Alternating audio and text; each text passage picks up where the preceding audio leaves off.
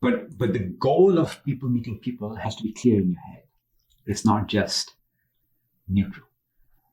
So if you have if your foundation of perspective, your perspective is in the wrong place, then you're missing all the activity in the ocean.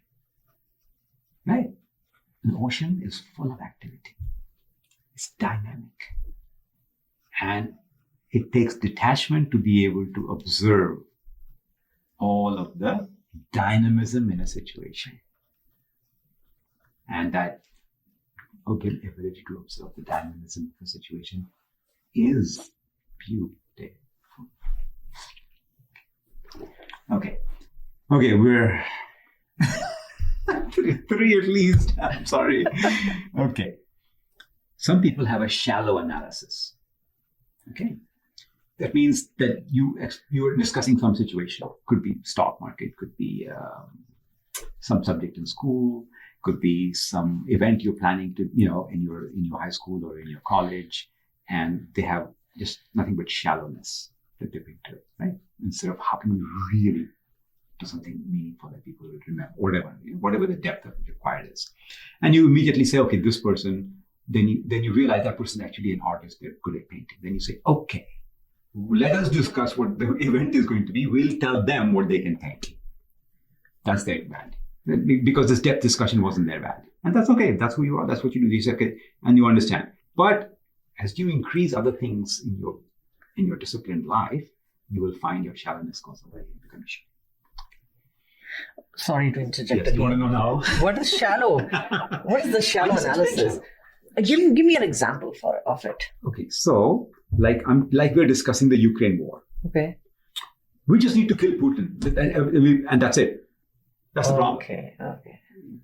Really, the guy has one of the best internal securities. You can't just go there and kill him. It's not even possible. Okay. So you don't even understand. You were just taking one side and you have a solution which is not a solution. Okay. And does that guarantee that the next Russian guy will not continue to attack you? No, you haven't thought anything. Got it. Yeah. Thank you. Okay. All right.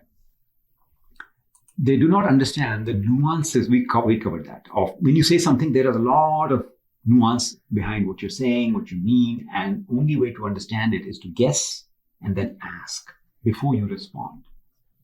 So good conversation moves at a slower pace than you think. Good conversation is somebody says something and you don't just say, here's what I dump and think about that. You go, are you meaning this way or this way? Or in what way did that bother you?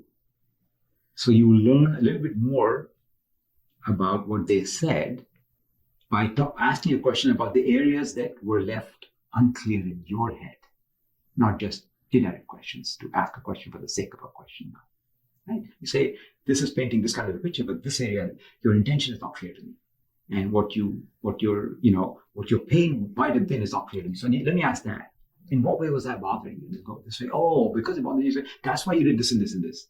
So and then you let the person know that answer helped you connect what they said earlier, and the person go, oh my God, you're listening. Now they want to tell you, because most people don't actually fully talk until you let them know that you have good listening skills that you prove to them. And if you don't know this part of conversation, you will never have good conversations, because your conversations always, they said this and I said this really good advice. And the guy goes, yeah, that's good. You missed all of my nuances and what I meant and my drivers and what my pain was. And so you didn't answer. You didn't actually address my question. And I've talked to many people and I said, this guy actually said this and he meant this. Then, and their response, this other person who is not picking up, they'll say, then why didn't they say that? No, they indicated. Now it's your job to ask. No, I don't ask. You have to tell me everything and then I'll solve it and give you my solution. Because I'm an analyst.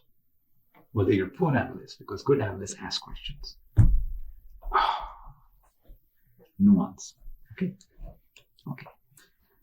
Then next point. They're unable to ask you questions. They go together, right? Uh-huh. So being able to understand nuances is an important part of you having the ability to ask questions without being interrogative. Okay, so then what? You didn't do that? Why did you do that? No, that's it. No, why did you do that? Interrogation. Don't be interrogated. Nobody has a right to be interrogated. Okay, unless you're a jail master or you're torturing someone. Yeah. Right. Okay. But we think that I'm asking this why interrogative question for your sake, so you should answer. You are lower than me. No. Stop trying to put everything in a hierarchy of who's higher and lower, because that shows. So what is the reality? Reality is everybody is high in their area of strength and everybody is low in their area of weakness, and nobody is ultimately high or low. Everyone has some highs and some lows, and everyone needs to be respected for their highs and appreciated if they have the honesty to say, look, that's not my strength. I can't cook. So if I cook, it will take me a lot of time to learn how to cook. So it's okay. There are many things I cannot do very well. So person who knows that is to be appreciated and not just bonked on the head. Last time we used that word, bopped on the head. Don't bonk people on the head for something that they are not going to change easily or it's not worth changing. Okay. Halt. Yes. We have more. Yes, but here I have to ask you something. Okay. Now, as I think audience knows and you know that I used to co-host a show, radio, Dil Ki Awaaz before, where we are interviewing people. Okay. Okay. Now I have seen. Host like a host scenario. Yes, a host by Yeah, and you're a guest. Yes. So in real life, what I used to do when we go meet people or anyone new, I would ask them. I wanted to know about them, so I would ask questions, and it used to look like as if I'm interviewing them. Or interrogating them. Yes. Why, where, when, all those. And my family pointed that out, that I become interrogative when I'm asking questions. Though, in my point of view, you just curious. That. Yes, I'm curious, but it sounded to people. Yes, it can. Right. So your question is how to do that better? Is that the question? Or yeah, I think I come in that mode again most of the times. Okay. So, okay, that's very simple answer. Okay. I mean, the solution is simple. Yeah. To understand. Okay. To do it. Okay. Sure. First, I have to understand that I'm doing then you the can process. Yes. Sure. So when we ask people questions, what makes it interrogative versus empathetic? Shall we say? Sure. Empathetic is the not the exact opposite, but the sensitive opposite. One very simple thing makes a difference. And that is, you must express why you're asking the question before you ask the question. Oh. Then the other person understands the context. They go, oh, you're asking for this reason. So you begin by saying, it'll help me if I understood this, because with this knowledge, we can determine whether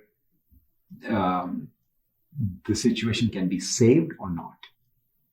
So, can you tell me why you did this move and not that move? Now, ask the why. Why is it usually the worst interrogative question? That's why I gave you the why example. But you said it like this. And the person goes, from that point of view, where you're trying to be helpful to me, I don't consider that as an interrogation. Okay. Because otherwise, when I didn't know that, it sounds like if I tell you why and I tell you the wrong answer, you're going to judge me to be stupid and you're going to write me off, and I don't want to be written off.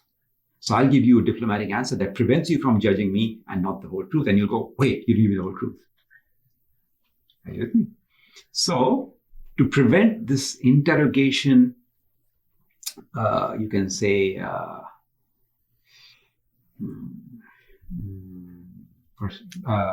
throw the image that you're looking like an interrogator.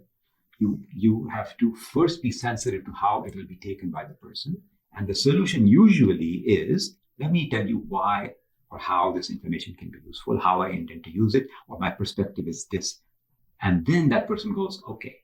And a lot of it is just aligning perspectives or how you're going to use that in your analysis for something else. And that's the simplest solution. Yeah. But it requires this greater love.